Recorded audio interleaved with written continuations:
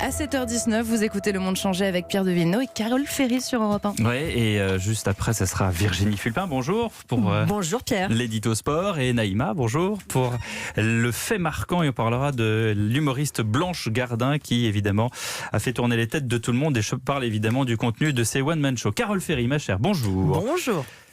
Aujourd'hui, le monde change, le monde bouge, la France aussi, c'est ce que confirme l'étude de l'INSEE qui chaque fin d'année, publie le recensement dans nos régions. Alors, qui a gagné ou perdu des habitants entre 2012 et 2017 ? Vous allez nous le dire, vous avez tout scruté pour nous, Carole.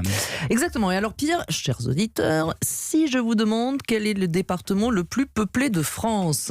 Je sais pas. Alors là, aucune idée. Personne ici, là, chez vous, Ouais, les auditeurs, vous avez... Appelez un Eh ami. bien, c'est le département du Nord, Ah, le Nord. avec plus de 2,6 millions d'habitants. Il regroupe 43% de l'ensemble de la région des Hauts-de-France, très loin devant le Pas-de-Calais. Eh ben justement, nous verrons ça dans le journal de 8h avec Jean-René Le Cerf, le président du conseil départemental du Nord. Carole voulait dire qu'il y a donc plus d'habitants dans le Nord qu'à Paris. Oui, plus qu'à Paris, plus que dans les Bouches-du-Rhône. Alors, pardonnez-moi d'avance, amis ch'tis, ce n'est pas pour son taux d'ensoleillement que le département est le plus peuplé de France. C'est parce qu'historiquement, ça a été une terre de travail. Sur l'autoroute, vous aviez même marqué terre d'accueil et de travail. Mais voilà, les crises successives sont passées par là et le Nord pourrait bien perdre cette première marche du podium dans les années à venir parce qu'aujourd'hui, c'est aussi le département qui enregistre le plus fort taux migratoire de province. Ça veut dire qu'il y a plus de gens qui quittent le Nord que de gens qui s'y installent. Il y a toujours plus de naissances que de décès. Démographiquement, le département reste dynamique. Mais vous avez aussi tous ceux qui partent et ne sont pas remplacés par de nouveaux arrivants.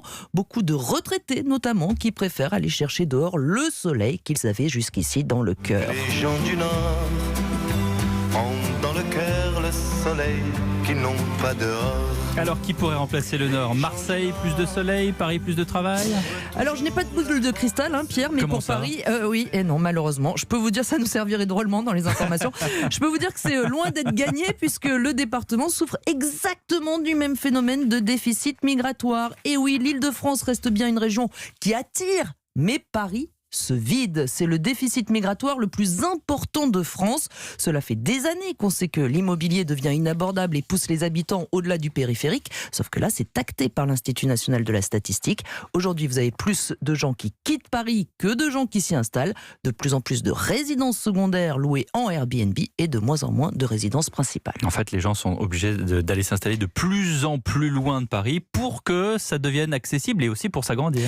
Oui, et là encore, ça se voit dans les chiffres du recensement parce que quels sont les territoires qui gagnent des habitants ? Eh bien, c'est le nord de l'Essonne, l'ouest de la Seine-et-Marne, la Seine-Saint-Denis. Alors, il y a aussi une chose très intéressante à noter, c'est que l'INSEE a constaté un nouveau phénomène. De plus en plus, les gens qui quittent les villes, que ce soit Paris, mais aussi Lyon, Marseille ou d'autres, s'installent dans des zones très peu denses, des zones entre le village et la petite ville. Ils ne vont pas forcément dans les villes moyennes, celles dont on dit justement que leur centre-ville se meurt. Ils vont carrément à la campagne, là où vous avez des logements beaucoup moins chers et de l'air beaucoup plus frais. Merci Carole Ferry. Et donc tout à l'heure, Jean-René Le Cerf, le président du département du Nord, qui sera avec nous dans le journal de 8h.